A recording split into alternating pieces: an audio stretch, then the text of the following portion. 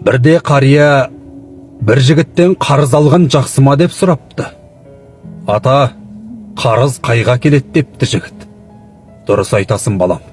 Ақылың болса қарыз алма. Мен саған мынаны айтайын. Есіңде болсын. Ханнан қарыз алсаң өтей алмасаң басың кетеді. Байдан қарыз алма, малың кетеді. Досыңнан қарыз алма, берекең кетеді. Әйелден қарыз алма, өміріңді келе кетеді. Қарттан қарыз алма, алғаның көрге бірге кетеді.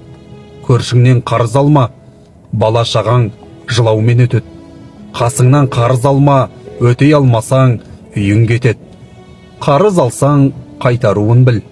Қарызды көп алған қайғырумен күнін өткізеді. Қарыз от, өшіре алмайсың деген екен қариямыз.